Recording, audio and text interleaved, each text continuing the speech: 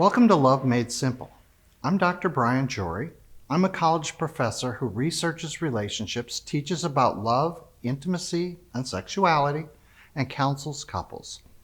I've spent thousands of hours working with couples, and when it comes to love, I've seen the beautiful, the boring, and the downright abysmal. Relationships can be complicated, of course, and every relationship is complicated in its own way. The problem is that we talk about love as though everyone knows what love is, when we don't. Some people just never got the memo. Love Made Simple is my attempt to unpack the basics of what it means to love and be loved, including what it means to love yourself. My goal is to unravel the essentials of love, what love is and what love isn't. In this video series, I share 7 reflections, 7 ideas to help you on your journey into meaningful, enduring love. They're not a super pill. They won't make a difference in one day, although that might happen. They are ideas that you incorporate into your own thinking, and over the course of weeks, months, and years, they make a big difference. Love Made Simple is for couples of all kinds. So whoever you are, whatever your identities, whether you're young or seasoned, or how far along you are in your relationship, these reflections are for you. Today's reflection is called The Best Light Possible.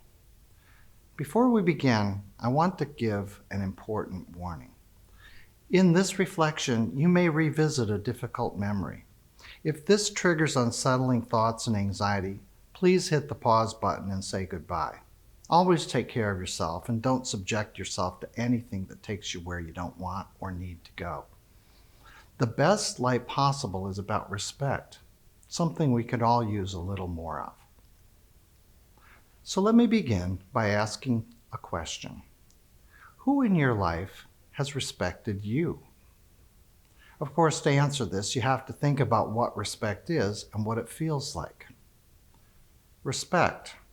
Your mind may drift back to your glory days. You were in the spotlight, ticking off boxes, living on the high side, raking in glory.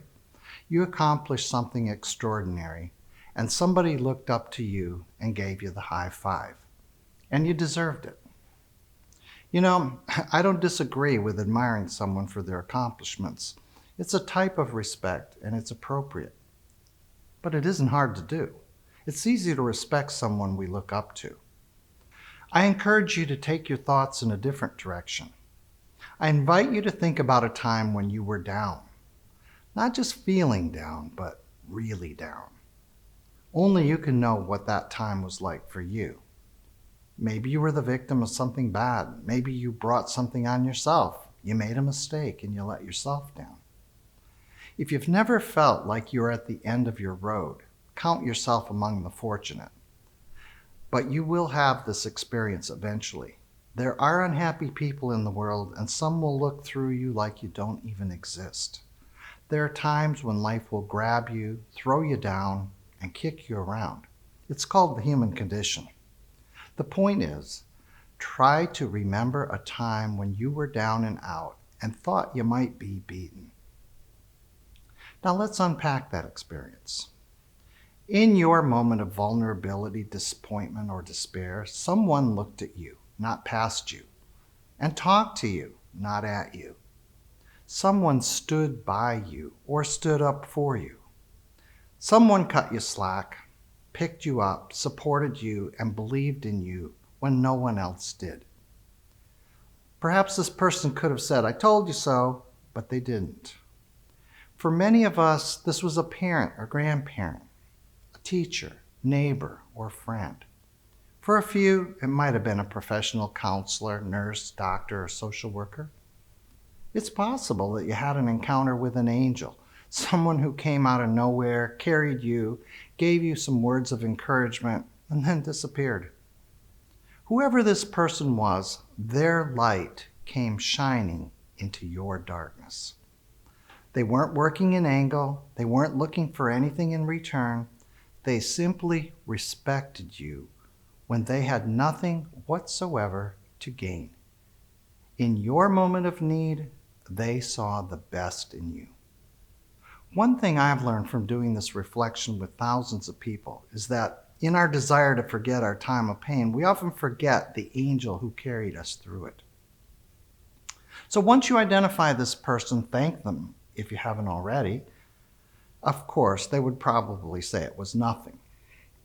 Then be on the lookout for chances to become an angel to someone who needs your light. So what have we learned from this? Human respect is seeing the best in someone who is not at their best. In fact, they may be at their worst. What that person saw in you was actually in them. We see in others what we feel inside ourselves. When we hate ourselves, we will disrespect others. When we feel angry at ourselves, we tend to express our anger at others. I know this sounds creepy, but it's true. When we love ourselves in a healthy way, the people around us get splattered with our honey, and when we're pissed with ourselves, they get splattered with that too. This is why it is so important to pamper and care for ourselves. When we love ourselves, we radiate respect by framing the actions, emotions, and thoughts of those we love in the best light possible. We do for them what love has done for us. The test of love comes with how you view your partner when they are at their worst. Do you look for their good qualities? Do you shine a light on their strengths? In so many situations, we see what we want to see. This doesn't mean you have to live in denial of your partner's weaknesses, faults, and wrongdoing. There are times when the most loving thing you can do for your partner is set her straight or challenge him to do better. Long-standing, valid research by Dr. John Gottman shows that happy couples maintain a balance of about 4 positive interactions for every negative interaction. Do the math and you realize that love and respect tries to keep 4/5 of their interactions on the positive side. Everyone needs a partner who affirms them and challenges them.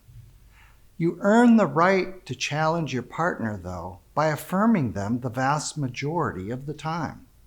If your ratio of affirmation to criticism is 3-to-1 or 2-to-1, you're spending literally 1/3 to 1/2 of your time bickering with them. That's way too much. This is your challenge for today. Try to see yourself in the best light possible, and then radiate that same respect to your partner. Don't lie to yourself or exaggerate your positive attributes. But be gentle with yourself, not harsh or judgmental. Some of you are saying, what about me? Nobody ever showed me this kind of respect. When I was down, someone I thought loved me actually kicked me or walked away. I do not doubt that for 1 minute, and I'm sorry you had to go through that. People disappoint us just as we disappoint them. We are imperfect, but our imperfections or the imperfections of others should never keep us from trying. If you've been on the receiving end of disrespect all your life, then you can understand the need to radiate respect to others even better than the rest of us. I hope this reflection of Love Made Simple is helpful to you, and you will take the time and make the effort to see it through. There are 7 videos in this series, so check out the others. Follow me on Facebook or Instagram, or if you want a transcript of this video, visit my website at brianjory.com. Remember that love is simple, even when we make it complicated.